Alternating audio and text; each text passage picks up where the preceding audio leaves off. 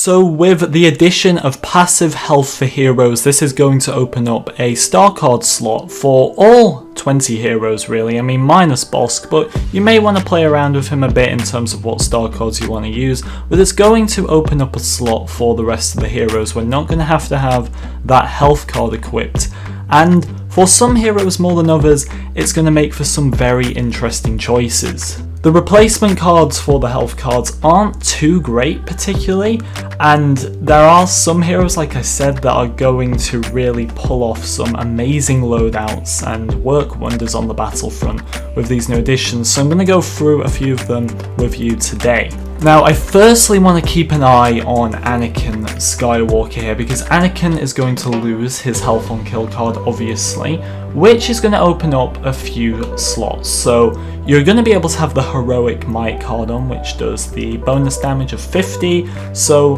this ability is going to be wiping out the vast majority of infantry. Maybe it won't get the occasional heavy, but it should wipe out most of the infantry. You're also going to be able to have on Anakin Skywalker deals more damage with his lightsaber. We know how OP this is already.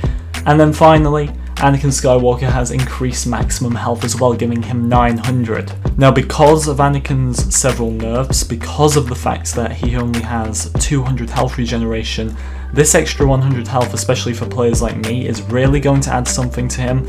I don't think by any means we're going to see overpowered Anakin return, but at the same time, this is going to open up a bit more for Anakin in terms of staying alive on the battlefront and not being too restricted by the amount of health or the amount of damage he can take now, especially when it comes to Heroic Might, which doesn't charge up his retribution anymore, so having that extra health is going to help him.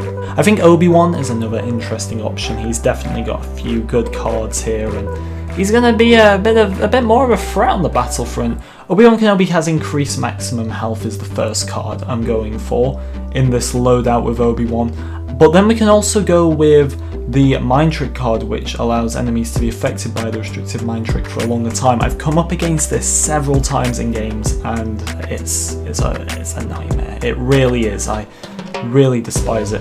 Then the final one, Defensive Rush lightsaber hits deal more damage. However, you could swap out the Mind Trick card, maybe, if you wanted to, and have double Defensive Rush cards on, and add in the blaster shots deflected by Defensive Rush do more damage. So not only will the lightsaber itself when hitting enemies do damage, but also the deflection.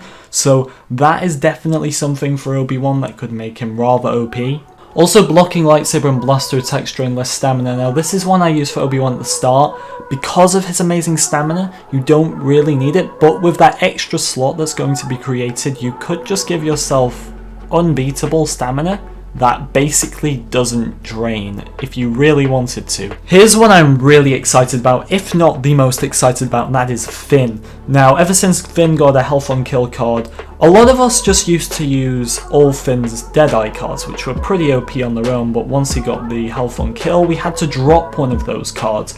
Now, Finn is going to have health on kill, and you're going to be able to have all 3 Deadeye cards active. And by the way, I would suggest this because his other cards aren't too great. So after 3 kills with Deadeye, its damage is increased. That is a big one for me. Finn's Deadeye has a larger lock-on radius. This is the one I was dropping for the health on kill card, so I cannot wait to get this back into my loadout. And then finally, for every enemy Finn defeats while Deadeye is active, it will extend its duration. Range, active time, and increased damage. Give me a break, Finn's going to be the best. Darth Maul has some very interesting options actually.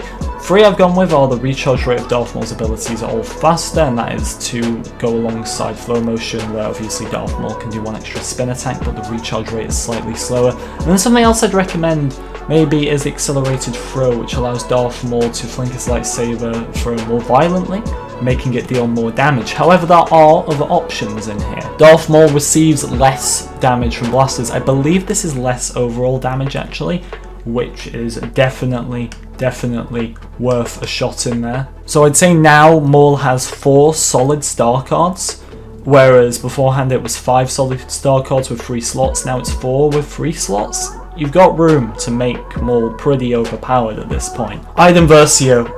Once again, just like Finn, this character has options now. Iden Versio's TL50 can use its alternate fire more frequently, that's definitely an option. And then putting that alongside now with the extra slot, Iden Versio's TL50 builds less heat when fired. That's going to be some partnership, with the final card of the stun droid and the droid shield both having decreased recharge times.